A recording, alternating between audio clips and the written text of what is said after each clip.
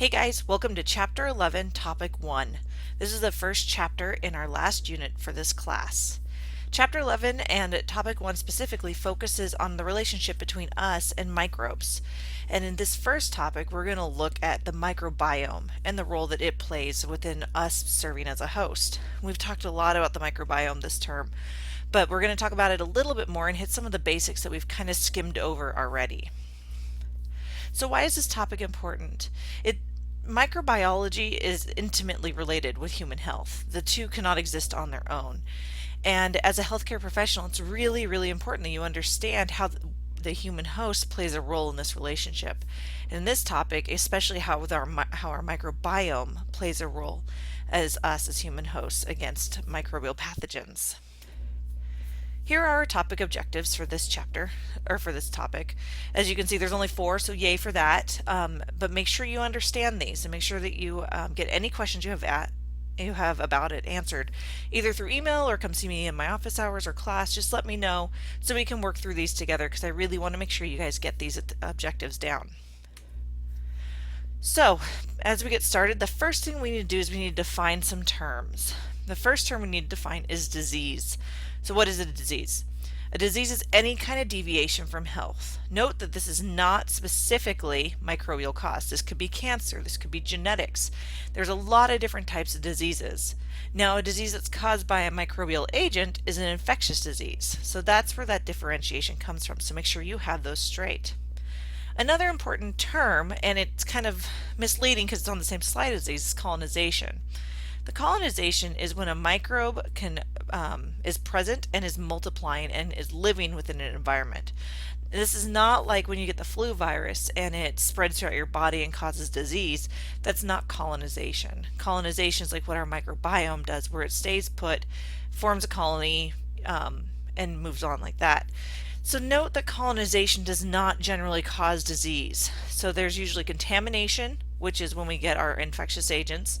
It does not colonize, and colonization does not lead to contamination. Your book says that, but I wanted to make sure you understood why it was saying what it does. So colonization is generally safe for our microbiome. Alright, so we've talked about this a lot, this term, but our microbiome. It's really large and complex, and we don't know everything that lives in our microbiome. We are still finding it out to this day what organisms are involved and how important the groups of them are. Right now, the thought is that it's not necessarily which specific microbes we have, but how these microbes are interacting and what kind of products they produce. For instance, in a lot of the gut diseases, they're thinking that when somebody is lacking an entire group of microbes, that's when these diseases are arising, not necessarily because they're missing microbe X. So it's the whole group that's been destroyed that needs to be replaced. And we're still learning about all this. This is what the Human Microbiome Project is. It's sequencing all of the microbes so that we can find out what's going on with our body. Now, one important note, and you'll see these used everywhere, I've tried to stick with microbiome throughout the course, but we do talk about other terms that mean the same thing. You'll hear people talking about normal flora. This is the same idea. It's the flora, the microbes that live on you. You'll also hear people talk about resident biota. That's the same thing, or microbiota. These are the exact same ideas. I prefer microbiome. It seems to be the new term that everyone is starting to use.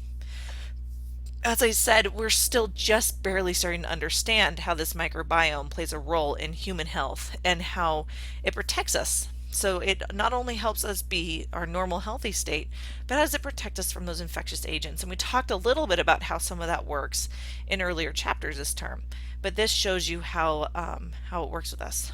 Now, how do these microbes come to live with us? Well, they're really specific, and if you think about the plethora of living organisms that are able to do this, it's fairly astounding, because they have to, number one, be able to live in quite different environments. So for instance, the microbes that live in our skin have quite a different environment than those that live in our gut, and they have to be able to survive that environment and be able to colonize. But not only that, they have to avoid attracting our immune system, because as we'll learn in the next couple chapters, our immune system's really good at detecting foreign pathogens. So how do they manage to avoid this immune system and avoid triggering this to be cleared? And so that's the two different angles of it. And between these two, this has allowed these microbes to evolve with us. So just as we have evolved over time, these microbes have evolved to meet our needs or to further live with us in our microbiome. So make sure you understand that. That's a really important concept of how these microbes have come to exist with us. So how do we get this microbiota or the microbiome? Well, it starts at birth, either through a vaginal delivery or through breastfeeding or just through contact with others. But your microbiome can be altered throughout your entire life. It can be changed by drugs that clear out some of it. It can be changed by your exposure to different things. Your environment can affect it. So potentially it's always an ever-changing environment, and that's why it's important that we understand how our microbiome can be impacted and what those impacts mean for our health. The normal rule of thumb on the microbiome and where we see it existing is on anything that has exposure to the outside. Now, it seems weird because we think of the GI tract doesn't really have exposure to the outside, but it does, right? So that's where it is. Anytime we see that external exposure, so skin, the respiratory tract, any openings, that's where we will find the microbiome.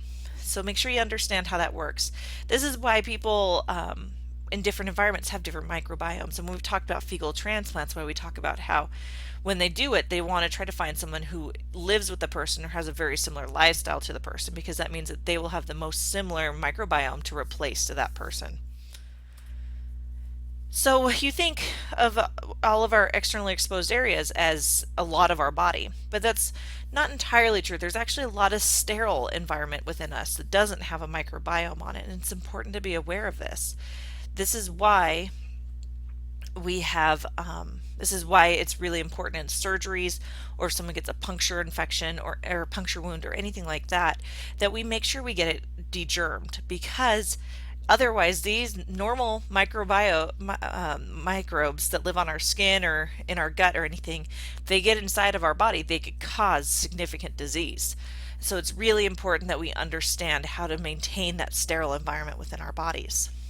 So this is the end of topic 1. Please let me know if you have any questions, and as always, I'm available for any questions or if you want to go over this information a little bit more.